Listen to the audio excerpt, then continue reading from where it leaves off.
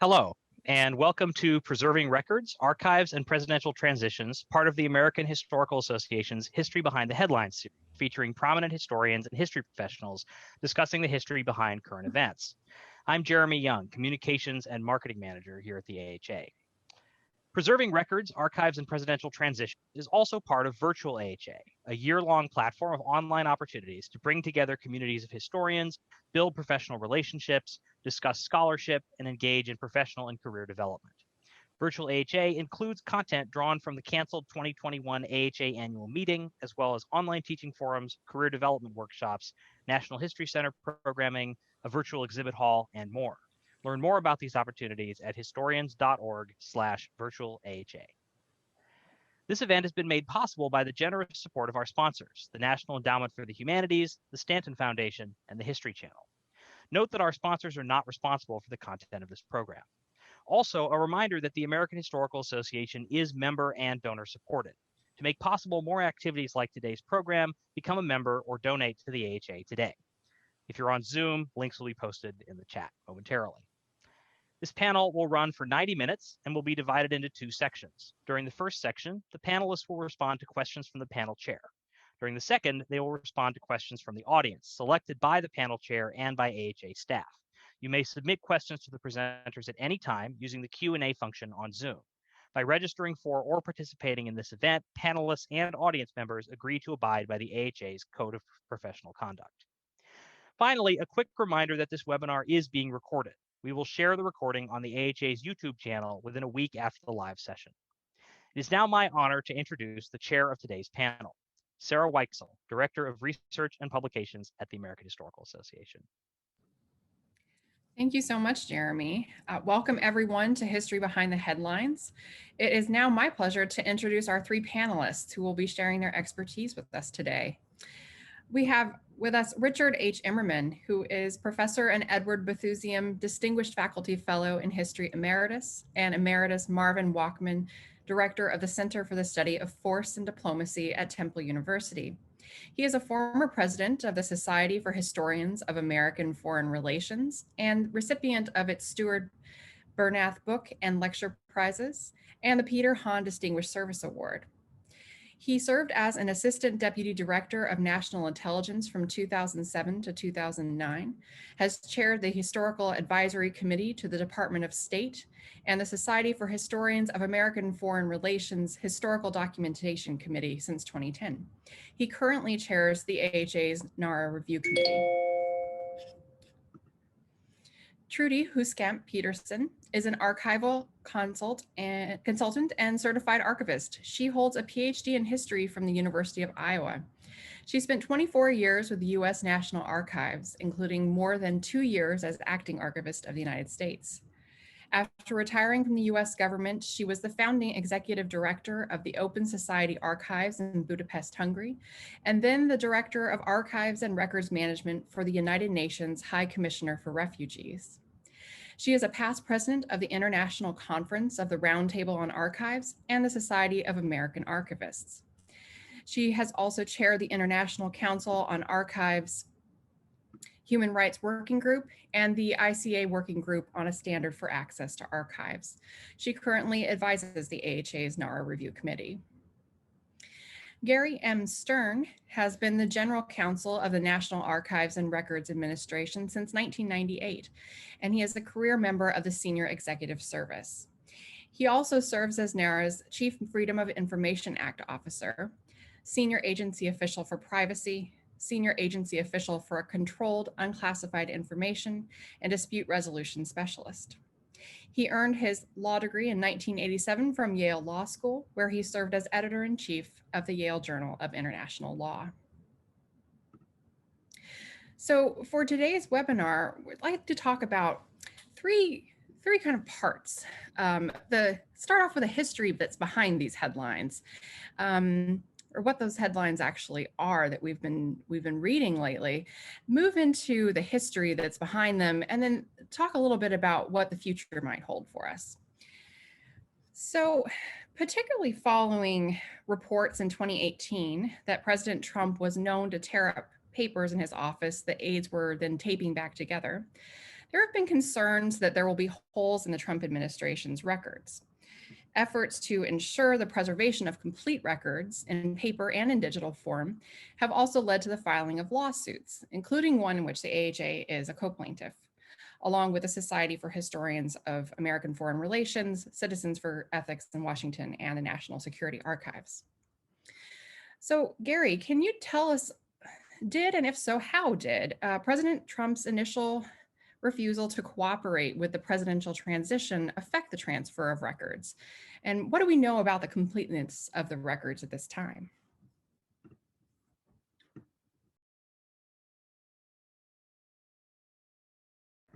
Oh, Gary, you are on mute. Sorry about that. Forgot to unmute. And but I wanted to just thank you, Sarah and the AHA, for hosting this event. And I'm honored to be here and with my co-panelists and Trudy, former acting archivist. We never overlap, but we have a lot of common history.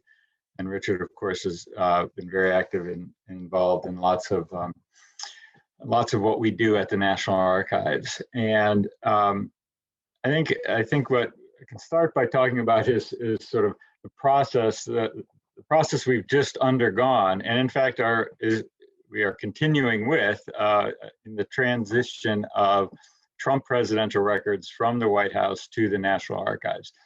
And at one level, it's gone very smoothly and simply and easily, and that's because by simple operation of law under the Presidential Records Act, all presidential records that were created and received throughout the 4 years of the Trump presidency automatically become NARA's records the moment the president leaves office. So a week ago Wednesday at 12:01 p.m., when Trump left office and President Biden was sworn in, every record of the White House became ours and is ours, and it's our legal property, and we own and control it. So that's the easy part. The more complicated part is actually physically getting and bringing those records into our physical custody. And that is always a complex and difficult project. And as I've been with the archives for coming on 23 years, and had done 3 prior transitions, all of which were 2-term presidencies, when we could plan well in advance and prepare and know that when the end was coming. And this is the first time I've experienced a 1-term transition. Of course, Trudy experienced the last one in 1992, President George H.W. Bush. So planning for a 1-term transition is very complicated because you don't know that whether it's going to happen or not, and that made things much more difficult. We could plan and prepare in advance as best as possible, but we couldn't really do anything until we knew the results. And of course, everyone knows, even when we thought we knew the results, that complications ensued, further delays ensued. So the physical transfer is still an ongoing project. And at this point, and what's different from what Trudy experienced, nearly 30 years ago, is roughly close to 99% of the records now are electronic. There are paper records, and we get those and we move those in boxes with trucks. And that's almost become, that's become simple and easy. It's a very complex to move literally hundreds of terabytes of electronic records, get them exported out of the White House system into our systems, into a format that's compatible with our electronic records archives, and then get it to us. And that's what we're still working on, and that's going to still take many more weeks and months to complete. And so, but the question is, as you pointed out, how do we know that we've gotten everything? And at one level, and this is true of every transition, what we get and all we get is what is given to us. And we can talk in more detail about some of the constraints and limitations of the Presidential Records Act with respect to what NARA and the National Archives knows and does and can do. But what we get and will get, is what they've preserved and what they've given to us. And we know there are, there's been headlines and stories and even lawsuits about whether that record is complete. And at this point, in this very short time, we can't be certain that we got everything that we should have gotten, but you know, I can perhaps go into some more detail about what it is we could know and do know, and you know, how we will deal with it, with issues and problems, you know, as we go along. Why don't we talk a little bit about the Presidential Records Act? Trudy, the PRA has been described as a gentleman's agreement in terms of its enforceability. Can you tell us more about how the PRA came to exist and some of what its limitations are? Well, let me do the how it came to be, and I'll let Gary do the limitations. Remember that starting with George Washington and into the 19th century, we believed that presidents' papers were their personal property. It was a property issue. In the 1830s, Congress appropriated money such that they could purchase the papers of Washington, Jefferson, Madison, and Monroe. And those were put in the State Department. And at the end of the 19th century, when Congress, after about a 60-year lapse, again thought about them, they pressured a bit the Library of Congress in its new manuscript division to start collecting more presidential materials, and the State Department material was sent over to the Library of Congress, where now about 23 presidents, at least some portion of their papers are there. But of course, there were things lost all through the 19th century. Again, in the early part of the 20th century, the family of Rutherford B. Hayes, who had been hanging on to his papers and memorabilia, had a building built on their estate to put the papers in. And that's probably the first freestanding building that just holds presidential materials. But then the 20th century marches along. Records start to get larger in the presidency. And when Hoover leaves, he has a building built at Stanford University to hold his papers. So they get shipped across the country. Roosevelt comes in, and the National Archives Act of 1934 is a Rooseveltian act. And so when he starts looking at doing something with his papers, he thinks about building a building on his estate in Hyde Park, sort of a la Rutherford B. Hayes. And then he thinks about who should run it. Well, the National Archives is a new Rooseveltian institution. And so he wants the National Archives to accept the donation of the building and his papers and his memorabilia and run it. That created all sorts of legal complications, but they were eventually resolved, and that's what happened. Truman doesn't have the money that either Hoover or Roosevelt had, but friends of his saw this and thought, this might be a good idea. Let's build one for him in Independence, Missouri, where his papers can go, and started raising money for it. When Eisenhower comes in, we've got a little pattern going, don't we?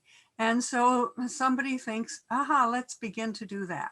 At this point, Congress comes into the picture once again and says, okay, let's not have these be one-offs. Let's create a Presidential Libraries Act, which says that the government can indeed accept the donation of the papers of the president, also the building that is already constructed. The government doesn't construct these, but can accept the donation of it, and can also accept the donation of papers of friends, associates, and contemporaries of the president to make a fuller research experience. That gets passed in 1955, and under that come in all the next group of presidents. Another thing that happens that's really important in here is in 1950, the Independent National Archives is subsumed under something called the General Services Administration, which was where the government motor pool is, the government supply services that buys toilet paper for the government, property service, and so on were placed. It was not a happy marriage at all.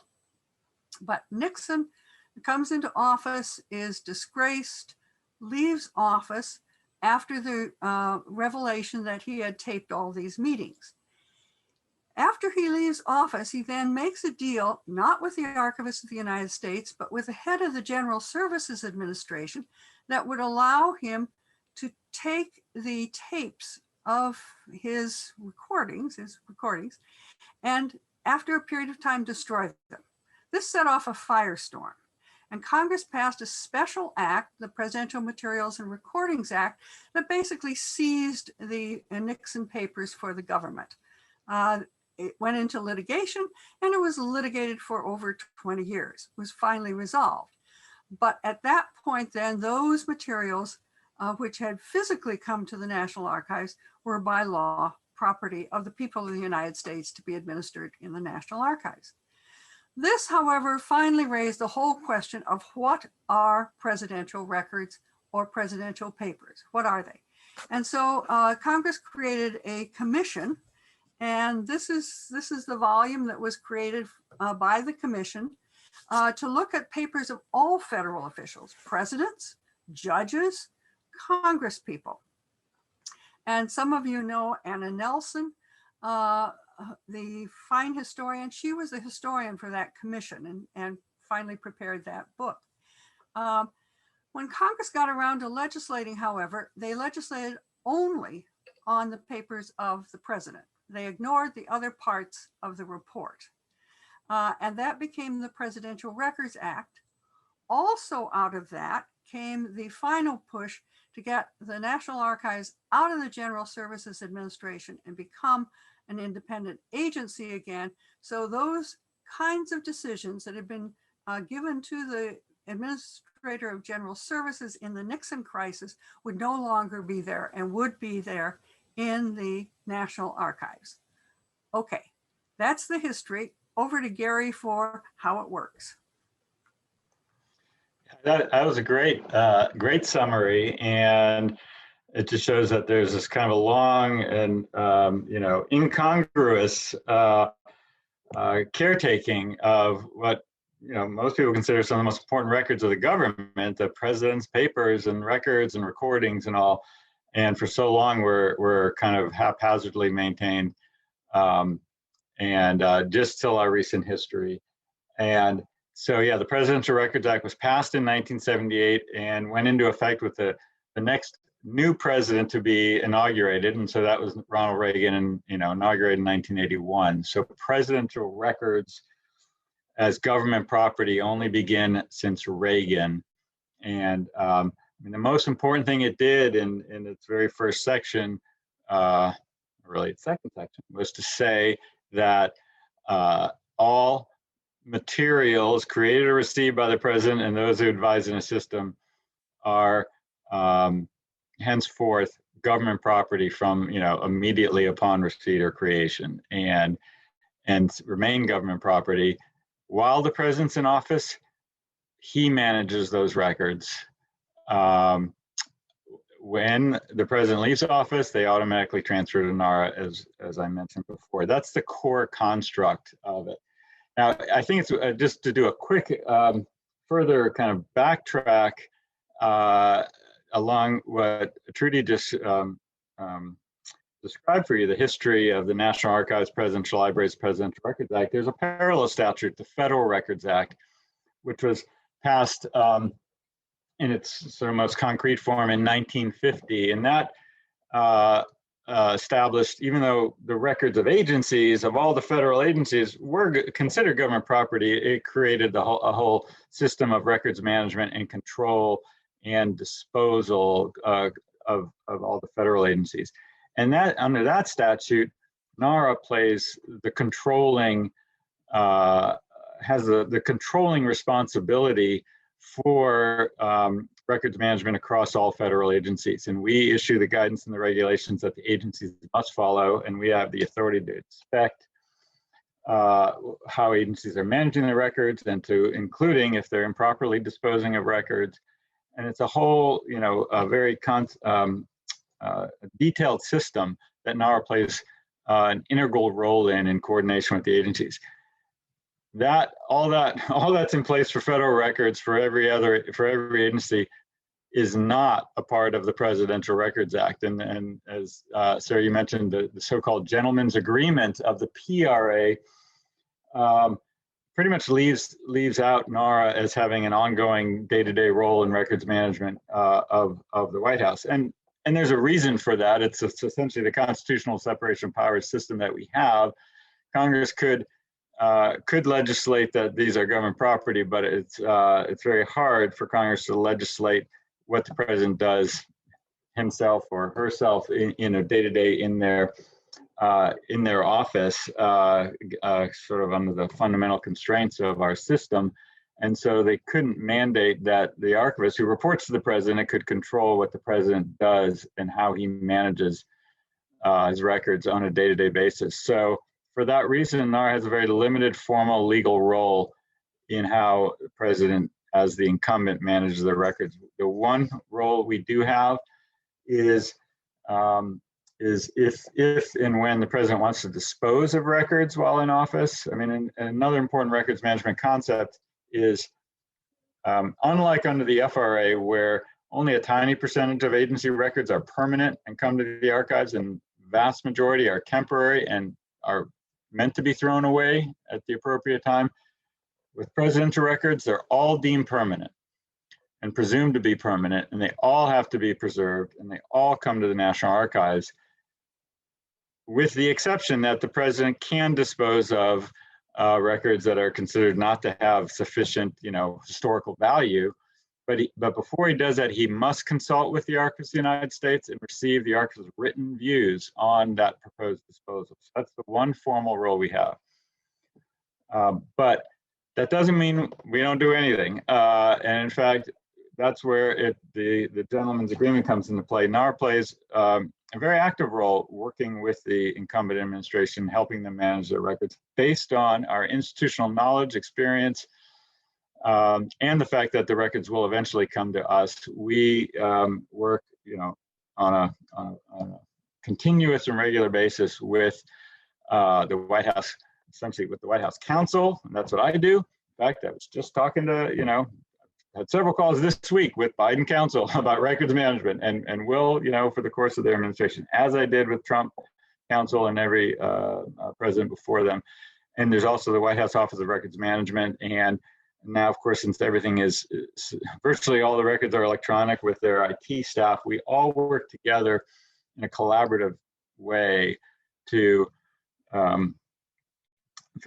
for us to help them make sure they're managing and preserving all their records, because disposal of records without having sought our views and essentially gotten our buy-in would be a violation of the law and should not be done.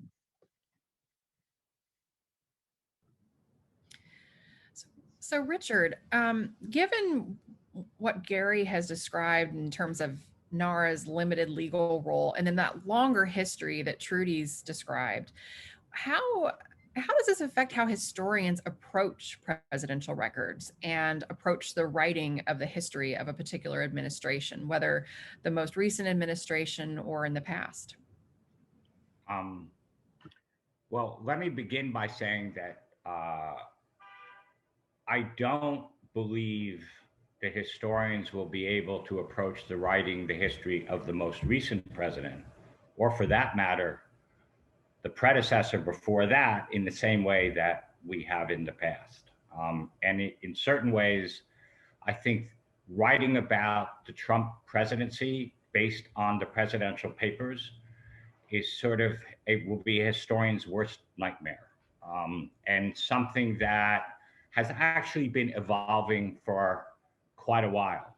I mean, when we think back, and Trudy discussed the evolution of the presidential papers, that once upon a time, historians would visit the presidential paper library, stay there for however long, weeks, months in many cases, working with an archivist to go through those materials, realizing or aware from the beginning that those presidential papers are part of a much larger set of papers that historian will be looking at in order to chronicle the presidency, whatever the field used to be. And included among those would be the National Archives, but also various libraries and other private papers, and et cetera. In those days, my day, almost all of those papers were paper records. And we went through folder after folder after folder. If a a paper had not been released, there was that was noted in the file, and we would file a Freedom of Information Act request. This is after the 1960s and then into the 1970s. And although the historian was always sensitive to go back to the question that we began the headline about the hole in the record, that there would be holes, we would never get everything. We had a certain sense that over time, those holes would become smaller and smaller, and successive generations of historians would be in conversation with each other and be able to fill in those holes and also create sort of new interpretations and new arguments.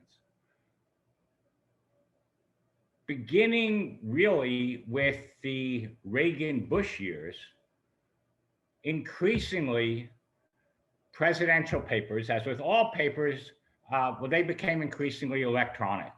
I mean, we think about it, that the Reagan and the Bush presidents were really the first presidents to use email. And email has created problems. In fact, with the Bush, we still can't get access to all of the emails, but that's a whole other complicated story. But when you think about it, over the years, that those electronic record keeping have just exploded. So rather than going file by file over a month or several months, we now have this incredible volume of electronic records in which discovering is that the filing system and the management is more complicated and is still being worked out. Also, the declassification and review process is more complicated and has to be worked out. So in other words, the challenge for the historian has increased exponentially over the last several decades. By the time we get to Obama, it is virtually all electronic. And also, as we all know, when you're dealing with emails or you're dealing with drafts and you're sending back, the explosion of paper, of files, is just astronomical.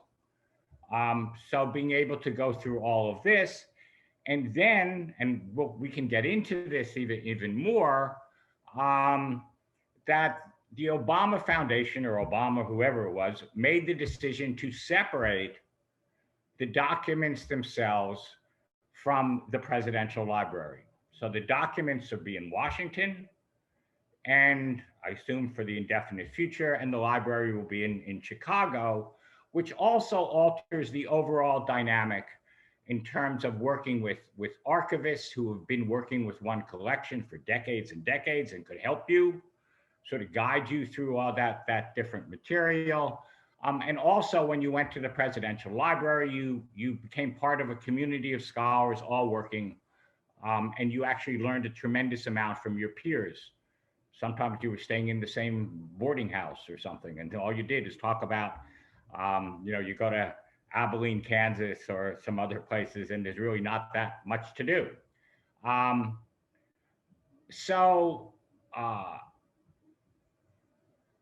think people and the Obama records are just, well, they haven't yet become sort of available, but they will soon. And we'll be starting filing Freedom of Information Acts, but of course we'll be doing it largely in blind. It's not like going through the files and finding out what's there. But now you come to Trump. And I guess the headline of the story are that historians are going to have less confidence in the Trump papers.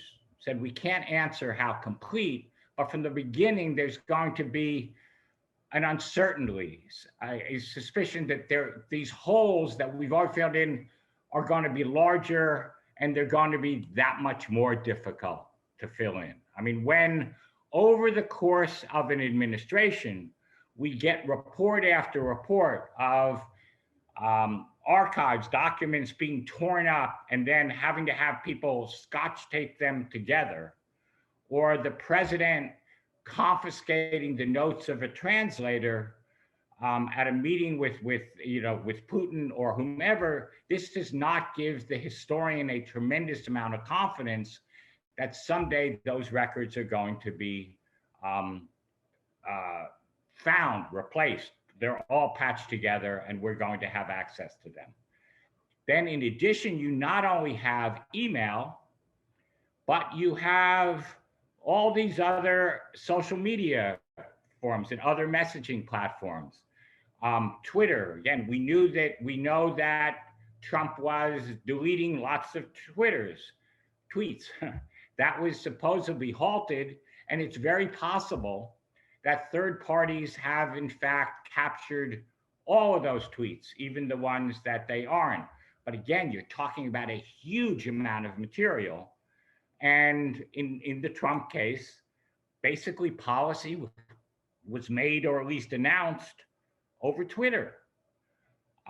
Then you have staffers, assistants, the Jared Kushners of the world, who communicated, including to foreign governments, by WhatsApp and other which are encrypted, or some of them sort of self-destruct is from what I understand. So again, as I say, it's hard to know what we're going to get and what we are not going to get. And then the final problem, and this was sort of inherent in what Trudy and Gary were talking about, is this issue about what is a presidential paper and what is not record, what is personal. I defy anyone to be able to distinguish in the Trump administration what is presidential and what is personal. And to be able to go through that, he probably didn't keep diaries, but there are others as well. So basically what I'm saying is that probably those questions, those issues, those episodes that historians are going to want to look at most rigorously, including the events surrounding January 6th, but going back, those are the material, those are the incidents that I think historians are going to have the least confidence that they're going to get a complete record. And will in all likelihood be spending years and years filing FOIAs and other things to try to get material that the archivists are going to be spending, and including in the agencies, hours and hours and hours trying to find, and who knows if they'll be able to do so.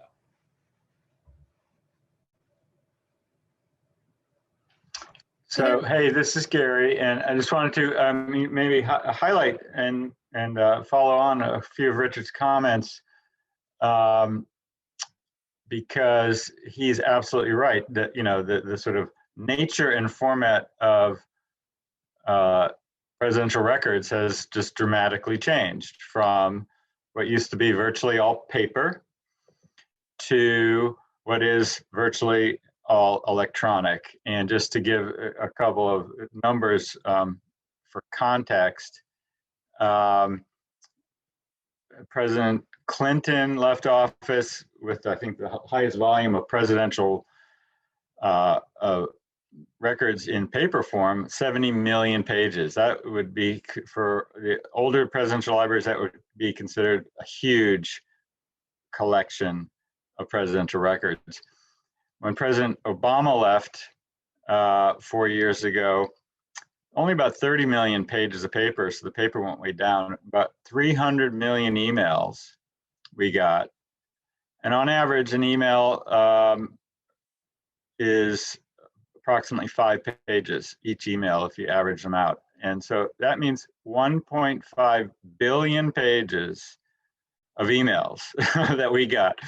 And then we got other electronic records and other formats, so the volume has both exploded, exponentially, and they are, virtually all electronic. We estimate, 95% of Obama records were electronic, and that is partly why President Obama sort of made the decision only after he left office to, instead of building a presidential library building and giving it to NARA the way as Trudy described, he decided he's actually building his private presidential center. And that term is very important. It's a presidential center that he's going to build privately and have a museum and run on his own dime and under his own control. But that he would then essentially pay to digitize that tiny portion of paper records of 30 million pages, so that all the records that NARA has from his administration would be digital, electronic, and we could essentially provide access entirely electronically, and therefore have what amounts to a virtual presidential library. So we still will run the Obama Presidential Library. It will be essentially virtual, although because of the timing, we actually have those records are in the Chicago area in a temporary facility. And Trump, for Trump, we launched on January 20th the Trump Library website. It's a NARA. It's where the records, that we currently have that we can make available exist already, and including the Trump WhiteHouse.gov website is now under our control and on that website. And it is where we will post all of the tweets once we get get full access to them, including the deleted tweets. There's no question that tweets are records. The entirety of Donald Trump's tweets are presidential records while he was in office, including the deleted tweets, which they went on the record early in the administration, they were capturing and preserving, even if they didn't appear on his Twitter feed, his live Twitter feed. They're still presidential records that were captured and maintained, and we will be getting those. And we will post those. So there's that, just that, sort of further context to make the point that Richard was making. But yeah, the nature of doing research and being able to turn every page, as Kara said, of folders of paper, has transformed for presidential records, and it's of course transforming for all records that National Archives is receiving in this century from all the agencies. So I want to follow up on the question of Twitter, because as you mentioned, Gary, at Real Donald Trump is subject to the PRA for the 4 years he's in office. But are there legal issues around collecting subtweets and responses to his tweets? What's the sustainability of that larger record? So we treat all those as records, or presume that, again, we presume they are all records. And we expect to be getting not just the deleted tweets and the modified tweets, but the likes and the retweets, and presumptively the comments, the direct comments on tweets. I mean, at a certain point, sort of two things to think about. Where other folks are commenting on people's comments, in a sense, in a traditional form, that if those aren't actually received by the White House and acted on by the White House, then they wouldn't necessarily be records. In an older format where folks read something the president said and then talk to each other, there may be a point where the downriver trail of those communications might not be presidential records. And actually, I'm not, in this case, I'm not 100% certain. Plus, when we talked about PRA, disposal of records in the PRA, where the president can request the archivist's views to dispose, that does happen. It's happened in every administration since Reagan. And the place where it's always happened, and one of the first things we address with new presidents is for the disposal of what we call bulk mail, the public mail that comes in to the White House every day. In the old days, it was paper in huge volumes. Presidents could receive tens of thousands of letters a day, and it would pile up into huge volumes that we didn't have the room or ultimately the historical interest in preserving at a presidential library in the limited number of shelves that we had to store records. So presidents always have and can and are welcome to dispose of public mail and the bulk mail, which now of course is mostly email and tweets and all. So to the extent some of that stuff might constitute what we call bulk public mail, don't necessarily have to preserve all of those. But at the same time, certainly this president, engaged in official policy on Twitter via tweet, and those what he posted were our presidential records, and we are working to make sure we obtain all of them. Things did get complicated with that real Donald Trump when Twitter shut him down on, I believe, January 8th. And it actually had an impact on the archiving tool that was being used, which then he and the White House could no longer fix because they didn't have access to the Twitter account and the passwords that you needed. So we've since engaged directly with Twitter, but also coordinated with President Trump and his office post-presidency to make sure, since that was considered a private account from Twitter's perspective, to make sure that we are going to get all of that data from that account. Let me add something on Richard's comment on defining what is private and personal as opposed to what is official. That came to a head in the Nixon case, where you had to go in and take this mass of material and sort it into what was indeed deemed private, what was deemed official, and then there was this middle ground, which was political. And what of the political material was official and what was private? And so some lines were drawn as to if it was political, but the president was acting in his statutory and constitutional role, for example, pushing for a piece of legislation to be adopted, then it was official. If he was campaigning in the state of you know what for a particular candidate, that was indeed political and personal. So it was really tough. And we spent a lot of time in the Nixon, post-Nixon era trying to work that out. What has happened under the PRA is that is supposed to be taken care of at the time of creation. And they're supposed to be separate accounts, essentially, which are the official accounts as opposed to the personal accounts. And it's perfectly clear that, say, a report card of a presidential child would be personal, but there are lots of tough issues in the middle there. And right now that's a White House decision. Gary, you want to add a little to that? Yeah, no, I mean, Trudy, that's a great introduction to that issue and to the complexity of that issue. I'll start by saying the PRA explicitly defines what is a presidential record, and then what is a personal record. And then personal record has these two categories, as Trudy just explained, which is it's a truly personal, family kind of private personal, I guess we would call it, and then political personal. And the PRA explicitly excludes materials, created when the president is acting in a purely political fashion, which includes when he's running for re-election and when he's supporting his party and candidates of his party who run in the midterms, and all of those are considered political and are excluded from the PRA and are not government records. But the statute, the definition also makes clear that it has to be exclusively related to the political activity and have no relation, I'm reading from the statute right now, and have no relation to or direct effect upon the carrying out of constitutional, statutory, or other official or ceremonial duties of the president. And so what we do come across, not infrequently, are mixed records, where like they are talking about re-election and then they're talking about official policy. And if they're mixed, then they're records. And that's our position, and the White House understands and recognizes that.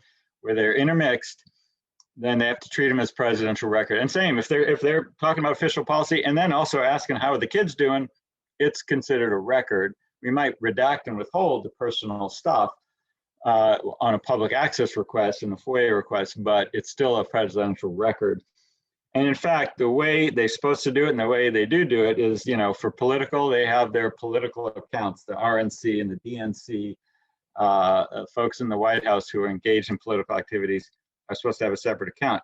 That can be misused and abused. And we know in the Bush 43 administration, folks were given RNC accounts and then did in fact engage in official activities. And in some cases, it seemed like they deliberately used their non-official accounts to engage in official activities to, essentially get around the Presidential Records Act that was exposed, and they had to go back and recover those presidential records from their personal account. The problem where we see that almost every day, sadly, across the government is when people use their personal phones and their personal email to do government business. It's just as wrong to do that at an agency as it is to do it in the White House. And of course, most famously, Hillary Clinton did that unbeknownst to to us and even to her own records officer. For her 4 years as Secretary of State, she used a personal email account, which was a really dumb idea. And of course, it may have cost her an election to do it. And that's the number one advice we give to every incoming official in the White House and every agency. And the archivist, has sent memos out to agency heads: do not use your personal email account. And now, of course, your personal Twitter account and any other personal social media account, including WhatsApp or anything else, to do official business, unless you have to. And sometimes you do have to, but now the law is very clear. If you do, then you must forward or copy it into an official account within 20 days. So there's clear legal requirement. And sometimes you're forced to. Sometimes and especially this happens at State Department all the time, where foreign officials will insist they will only communicate on WhatsApp because they don't trust their own official White House email accounts. And so it's forced, especially in the diplomatic arena, to use like WhatsApp. And the state has a protocol for how those are exported, downloaded, and copied over to official systems. So it can be managed, and it has to be managed. If I could just mention one thing very quickly, and very quickly, is that one of the issues, and Sarah alluded to this earlier, of the suit that has been filed against Trump and others in the White House, has to do with the initial Trump policy of using screenshots to substitute for the entire these files, and that would be basically what would be placed on record. And since the screenshot does not contain the metadata and other things that's so valuable, one of the suits is to make sure that that is not allowed to stand.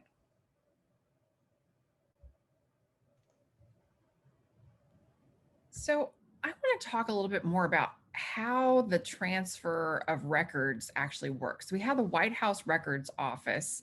What are their obligations, their responsibilities? And then when we're in this transition period, how does that actually work? Are the records still in the White House complex? Do former Trump White House staffers work with NARA on the details of the transfer? What are, and how has that changed as far as, records that are born digital? Yep, it changed a lot. In the old days, it was virtually all paper, which were then packed up into boxes and ideally nicely marked and organized.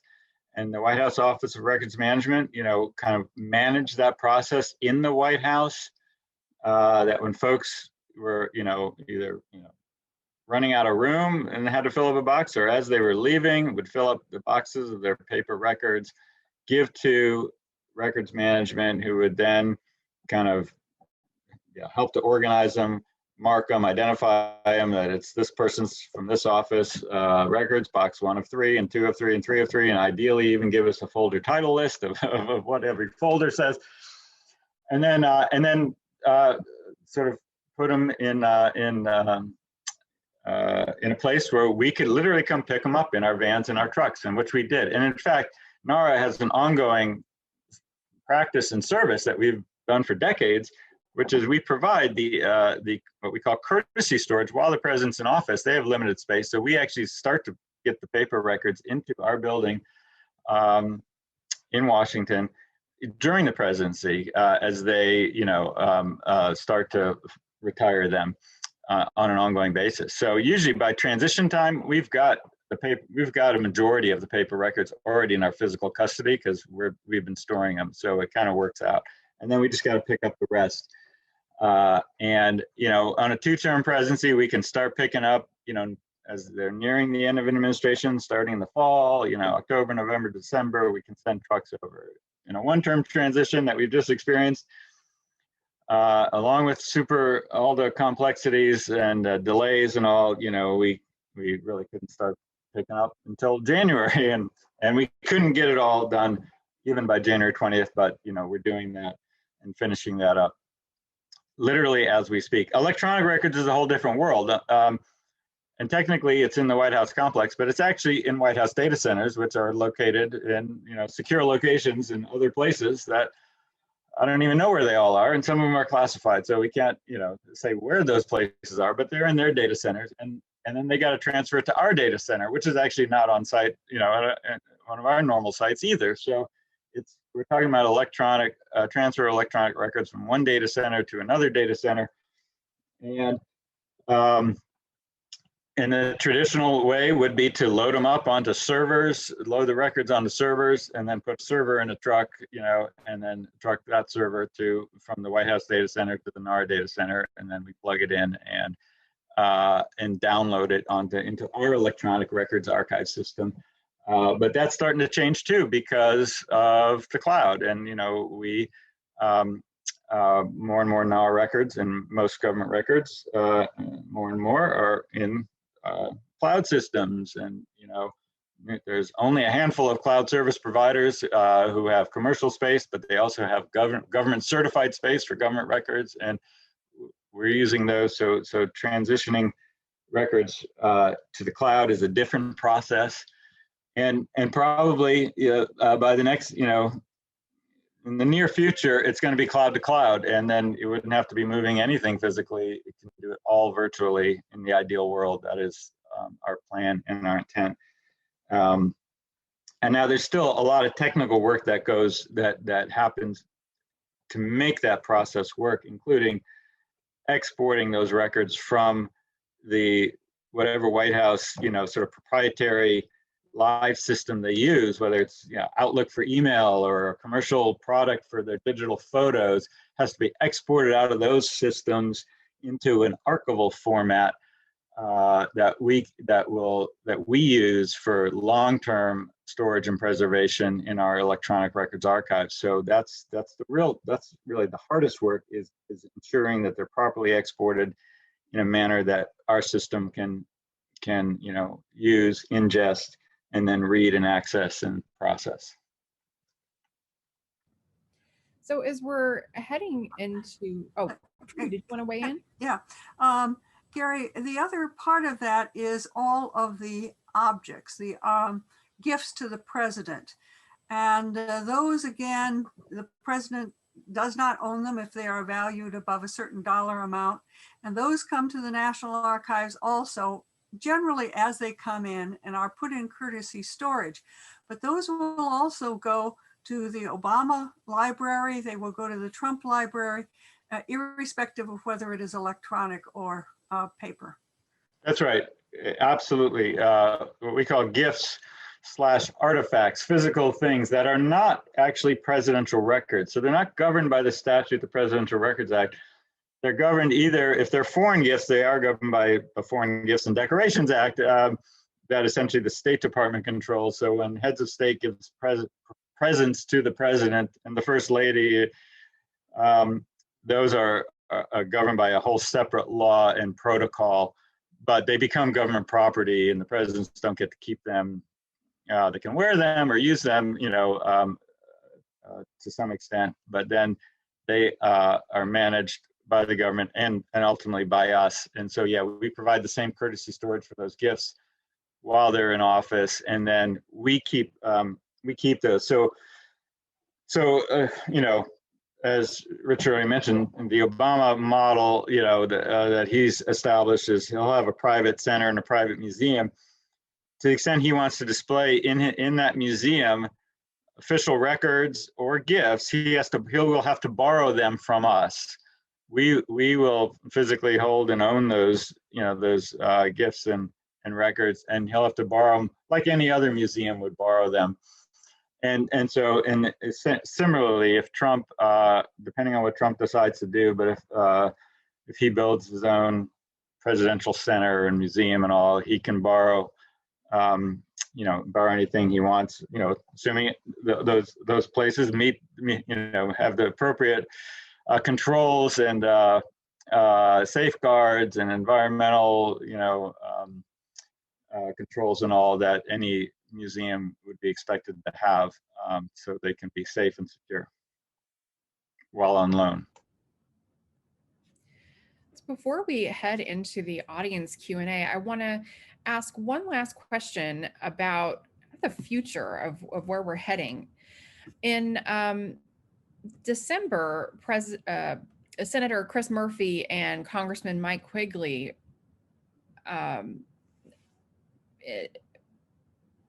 promoted, have put in an act for promoting accountability and security in transitions, and what we're calling the PAST Act. So Trudy, Richard, would you like to say a little bit more about what kinds of revisions would make the PRA more enforceable? What kinds of challenges the PAST Act is attempting to address? Oh, Richard, you are on mute. Those instructions to mute are killers. That essentially what I would say that the most pivotal recommendation or revision of the PRA that's contained in Senator Murphy's proposal is to ensure that NARA, the Archivist of the USA or whomever, essentially monitors on an annual basis how the particular administration, the president and the EOP, is adhering to record management protocols, best practices, and will report at the end of the year, or maybe it's every other year, I forget, but will report to Congress, actually all the relevant congressional committees, how effectively are the president's sort of management practices of the archives. This would allow, in theory, interventions to correct mistakes or poor performances before it's too late. So in the case what we've been discussing, if a president was tearing up papers and had to be taped together, that would be known and some ruling would happen before that. So that's really the key, is this mechanism, and that all correspondence between the president and the archivist in terms of requesting the destruction or the disposal of records would be made public, so that the whole process would be more transparent. Then there are also additional sections dealing with the screenshots, which I mentioned before, and other things like that. My answer would be a little different here. And Richard has done a good job of explaining what the proposed act has in it. My concern is a little bit making sure that the benefits that we got under the Presidential Libraries Act continue. The Presidential Libraries Act was not revoked by the Presidential Records Act. They're additional statutes or complementary statutes. And the Presidential Libraries Act gave that authority to collect the papers of friends, associates, pre-presidential and post-presidential material. And I'm concerned that as we focus more and more on just the official records, we're going to lose the impulse to go out and collect those other materials. And I want to make sure that NARA has the money and the staff to continue to do that, because that is what has made the Presidential Libraries research so important and so useful. And without that, presidential records are going to shrink in their ability to be explanatory about a man or a woman and the era in which the presidency existed. So my concern is to make sure that goes on. if Trudy, I can just mention, I'm actually concerned that the absence of a structure of a presidential library itself is going to deter others from depositing their papers with wherever the president is. I think that was that was an incentive to do that, to have them housed at the Johnson Library or whatever it is, so they could all be seen together. Now that it's going to be, as Gary mentioned, sort of more virtual, I'm not sure that that same incentive exists, so that I think NARA is going to have to be much more proactive in going out and trying to solicit those papers. That was certainly part of what I was saying, the benefit of the presidential library. All right, we will now move on to the audience Q&A section of the webinar. Please use the Q&A function on Zoom to submit your questions. AHA staff are monitoring the incoming questions, and Sarah will select and read aloud the questions to be asked. The panelists will answer as many questions as they can during the time remaining. We have a number of excellent questions to ask our panelists. First, will the records that are related to January 6th be made available to Congress for the impeachment hearing? Has there been enough processing to identify the full scope at this point? So once the records come in NARA's custody, then we provide access to, presidential records of former presidents. And there's kind of two parallel tracks. There is the public access track, and as Richard already noted, for that, there's actually no public access to presidential records for the first 5 years after the president leaves office. So, I mean, it's principally through the Freedom of Information Act, but the public can't start making FOIA requests until 5 years after the president leaves, which thusly, even Obama records are currently not available, but next January 20th, they will be open and subject to FOIA. But there's the parallel track, and we call it special access, and it's really a separate provision in the PRA that allows for access by the government, and essentially by all three branches of the government, to obtain access to the records of former presidents that are not publicly available. And for that, they, one section is for the Congress through committee and subcommittee chairs can make formal requests to NARA for records of a former president. There's another provision for courts, essentially through court order or subpoenas. They can request for us. And finally, there's the incumbent president, who's the most frequent requester, wants access to the records of his or her predecessor, can ask them of us, and so then we process them. So the ultimate answer is yes. If Congress wants access to Trump records with respect to, that might relate to its impeachment, it can make a formal request. And a similarly related question, are records having to do with the pandemic being segregated? For example, the White House Pandemic Task Force and Vice President Pence's records? So the answer is, as I sort of alluded before, we get the records in the way that they're given to us. And so we don't have great control on how they've been organized by the White House, except that I will say the records of the vice president are sort of a separate category and are treated separately. They're still governed by the PRA. They automatically come to us just like presidential records. But the office of the vice president kind of is its own entity within the White House. And so, yeah, we get Pence records as sort of a separate collection and separate cohort, both electronic and paper. With respect to, say, the COVID task force or any other, sort of entity or working group within the White House, it depends how they've been organized and on how they're given to us. And it's probably going to be the case that, given one term and perhaps, not the full expectation of the White House that it was going to lose, and therefore they probably didn't do as good of records management and organizing and all that we would have liked. So it's going to come, the records are going to come to us in a much less orderly manner than they would have in a two-term presidency. Does NARA use any automated tools to analyze record sets to assess whether or not they are orderly, accurate, or complete?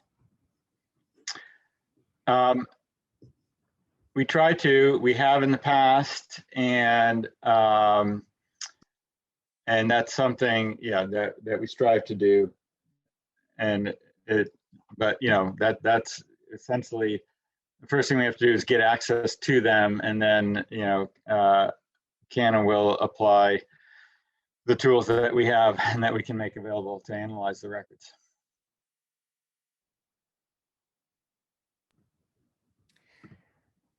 So electronic storage is moving forward constantly.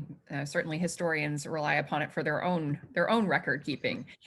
Gary also mentioned cloud-to-cloud storage. What confidence do archivists have in the security of cloud system storage?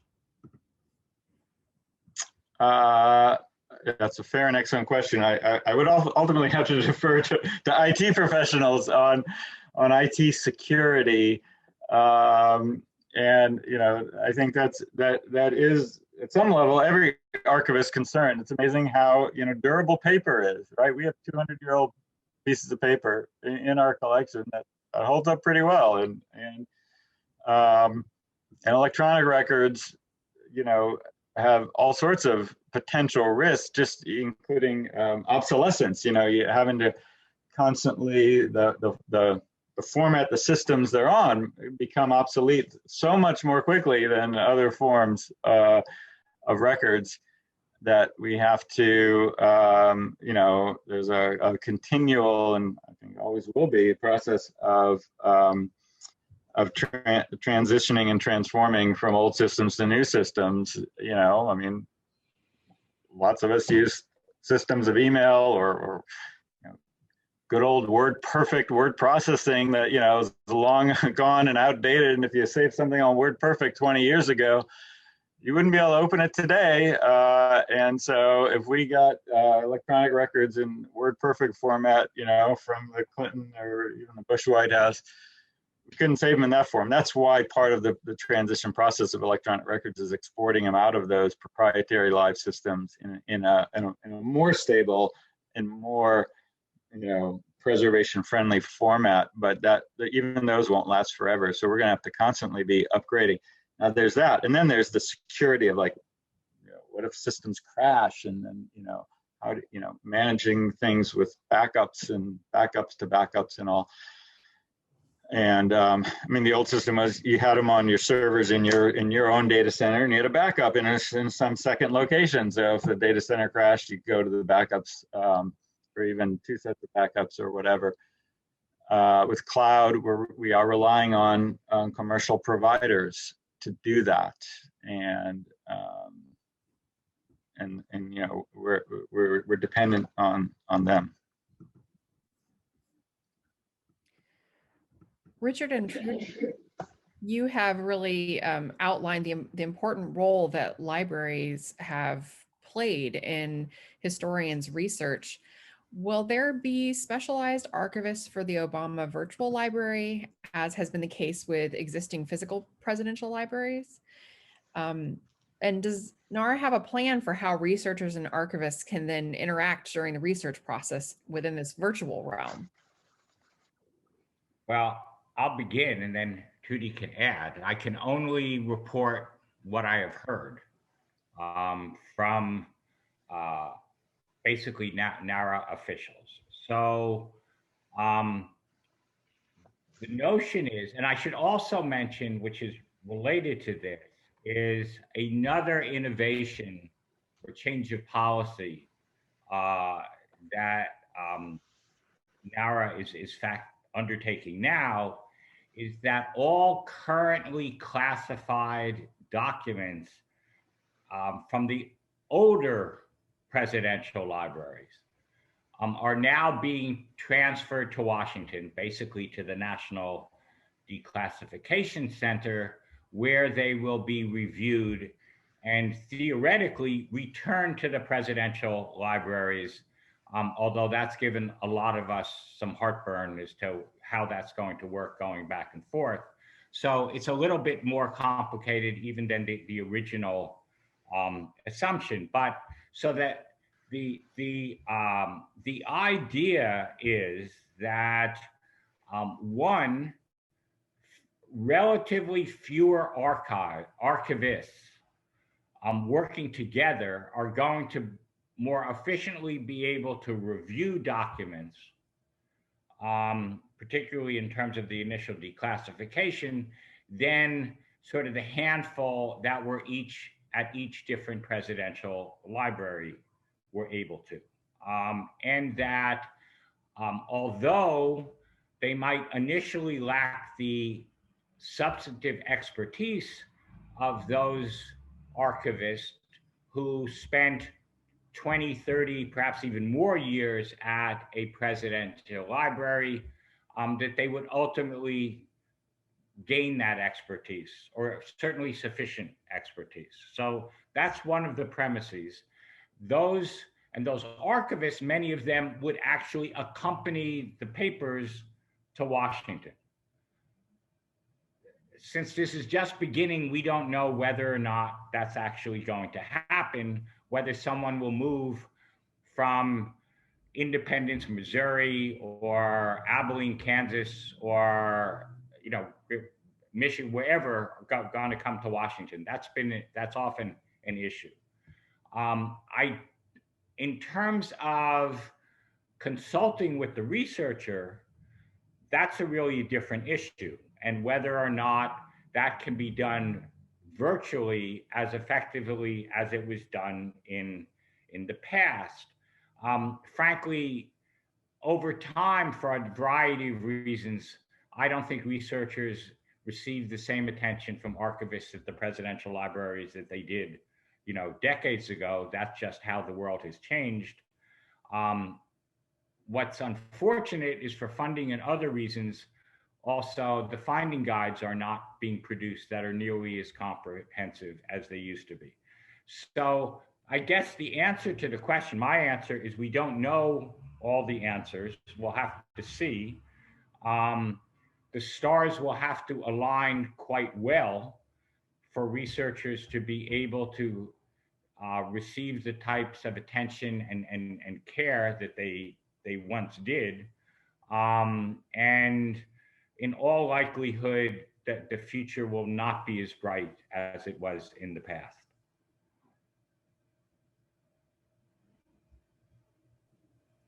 Trudy, do you want to add anything to that? So let me only say that a dedicated staff has to be set up to deal with the records. Every presidential materials group has had one. Nixon had one in that strange interlude. So I don't doubt that there is going to be a separate staff that is going to deal with Obama, a separate staff that will deal with Trump, because you have to get the expertise to be able to even review the records.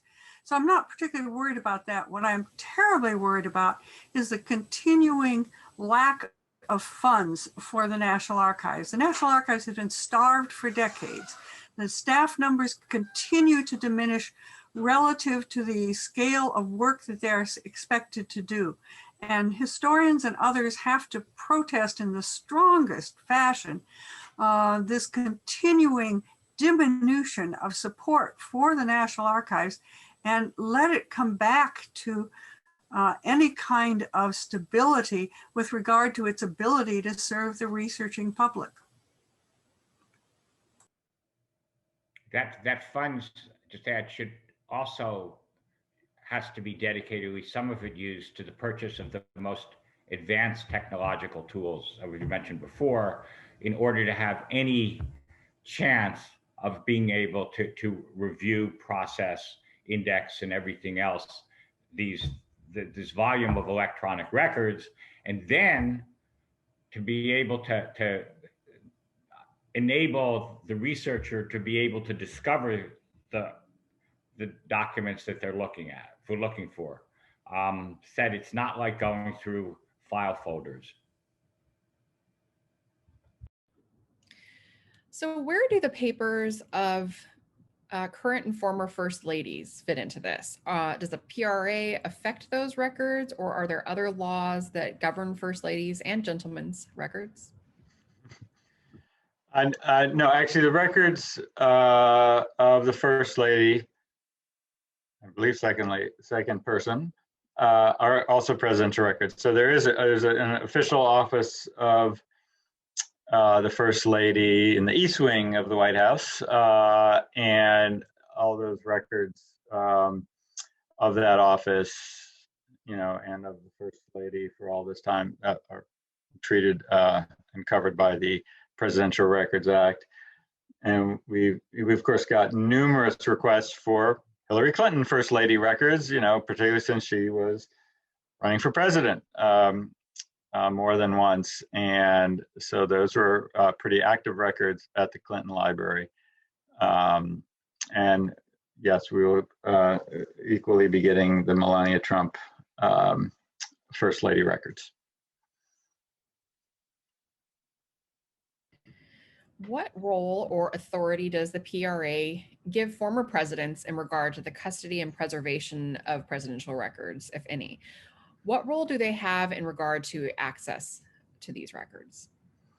That's an excellent question, and they do have some role. So on access, the statute, I mentioned that provision in the statute that we call special access, that the current president, Congress, and the courts can make requests to get access. That same section of the Presidential Records Act also says the former president himself, and his designated representative has an absolute right of access to all the records of his administration. And so that's a long established and routine thing. And, former presidents, of course, often, generally the first reason they generally want access is to work on their memoir.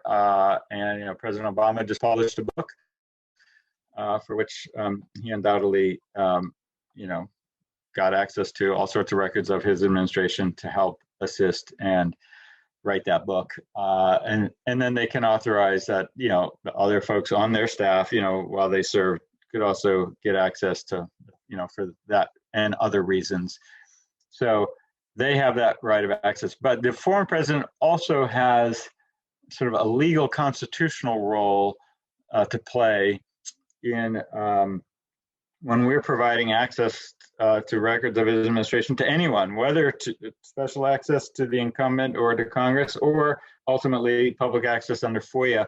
Before we can release any record to anybody, we have to notify the former president and give him an opportunity to review those records first to determine whether they're, whether he may want to assert constitutional privileges. And that's laid out in the statute, but that was actually established by the Supreme Court case, I believe that Trudy mentioned, that resulted from the Nixon Statute. And the special Nixon statute passed in 1974 that, seized what was at that point considered Nixon's personal property, seized the property and gave it to the government, declared it government property and gave it to the National Archives, then set up this review process to recognize both that there could be personal stuff that belonged to him that we had to turn over to him, which ultimately led to an order that we had to literally cut up the tapes and the portions of tapes that were considered personal conversations that he had with his family. We had to cut them out of the tapes and give them back to the Nixon family.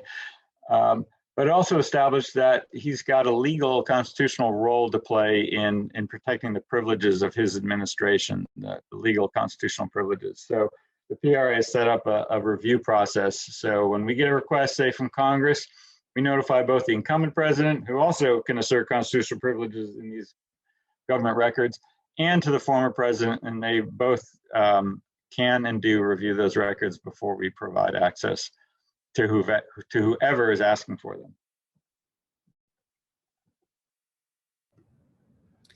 A question about president's relationship with the Archivist of the United States. How often in the past have presidents called on the Archivist for opinions about records? I'm talking about current or former presidents. Not specified. So most of the time, I would say presidents act through their surrogates, in a sense, through their representatives. And so when the current president has a concern about presidential records, it's usually communicated to us through the counsel to the president, who traditionally it's the counsel's office in the White House that kind of really oversees the implementation of the Presidential Records Act within the White House, because in a sense, it's a legal requirement to preserve these records. So it's White House counsel that that really runs the PRA from a legal perspective in the White House. So when they have a question or concern that they want to, need NARA's input, they come to us that way. Essentially come to me and my colleagues. John Laster and he and I work really in close tandem to advise and assist the White House when they have questions or concerns.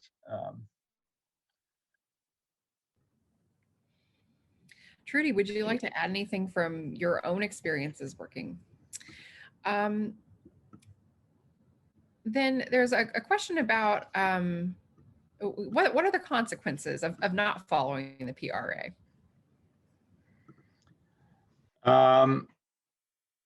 That is a great question, and that's sometimes a great frustration, especially to folks, in the public, sometimes to Congress, even sometimes to NARA, which is how do you enforce it and who enforces it? Who can order the president to do something, that he might not want to do? And I mean, we've learned for the last 4 years that lots of constraints and expectations of how a president is supposed to do and act as president, can be ignored, evaded, and changed because they are norms and not necessarily. That's kind of the limits of our Constitution. It sets someone in charge of each branch, and then it's like who polices the person at the very top. That's an ongoing concern and challenge. However, I mean, the PRA says if it's a record, it must be preserved. If you want, and to throw it away, you must seek our views. If something is thrown away or destroyed without seeking our views, that is a violation of the Presidential Records Act. It's a violation of law. Now, we don't enforce the laws. Ultimately, the Department of Justice enforces the laws, and if someone, but actually there's a provision in the PRA, if someone intentionally, say, uses personal email and doesn't forward it and intentionally fails to forward it within 20 working days and that into an official account, then that is a violation and it subjects them to administrative penalties. It doesn't create a criminal violation in that context, but it's an administrative violation. They can be disciplined as an employee. But there is nonetheless, there's a criminal statute about destruction of government records, and a separate statute about destruction of government property that could be applied, and that would be for the Department of Justice to enforce. Gary, there's also the provision, though, when someone leaves government and takes presidential records, and you find out some years later that someone has absconded with the people's property. Would you talk a little bit about that? Yes, that's a great question. What happens if someone removes something? If they remove something intentionally that they shouldn't have removed, then that actually could be a crime. And folks could be prosecuted, and folks have been prosecuted, and folks, whether it's from the White House while they're in office or afterwards, like if they're reviewing records at the National Archives and they improperly remove something. And that, of course, did happen quite famously and well-known. Sandy Berger, former National Security Advisor to President Clinton, did that very thing, removed actually classified records. They were copies, they were not originals, they were printouts of emails, but he took them without authorization, and he was arrested and prosecuted for that. But more commonly, folks take things maybe not fully recognizing that they should have or could have. And if we find out about it and it's an original government record that we don't have, we will go after it. And, you know, if we learn about it, ideally, we tell the person they have something that doesn't belong to them and it's government property and belongs to us. And most of the time that works and they give it back. If they don't, then we can enforce that with the support of the Department of Justice, file a legal claim. And whether it's for, you know, improper removal or ultimately, you know, it's the old school term is replevin, to, you know, determine title to property. And so we go after, you know, records all the way back, you know, plenty of 19th century, often Lincoln related records that we find out there, that if we think it belongs to us, it's a missing page, literally, of a document that we have that was ripped out, we'll go after it and get it back and do whatever is necessary. Would the PRA provision allowing the former president to review record requests from other government officials permit Mr. Trump to prevent Congress from obtaining records for the impeachment proceeding? It would allow him an opportunity to review those records, and also allows him an opportunity to assert a constitutional privilege, formal privilege that he would have to assert personally, to say that it's subject to privilege and therefore should not be provided to the Congress. However, then at that point, then the incumbent president has an opportunity to weigh in.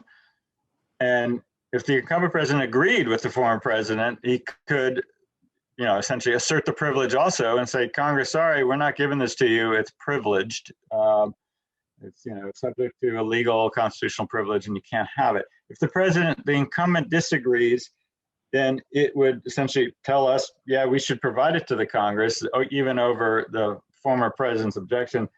Then the process is we would give notice to the former president, essentially a 30-day notice, and say, hey, we're going to release it in 30 days.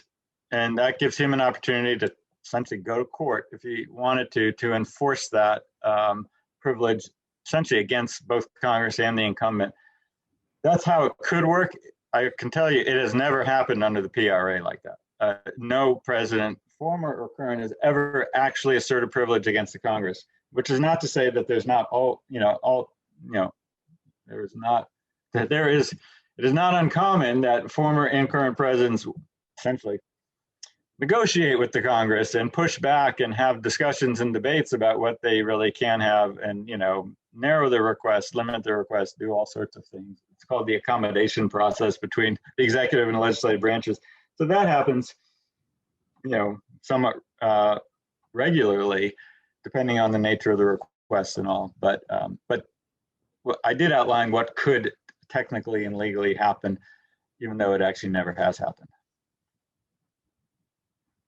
All right, well, that concludes our presentation of Preserving Records, Archives, and Presidential Transition.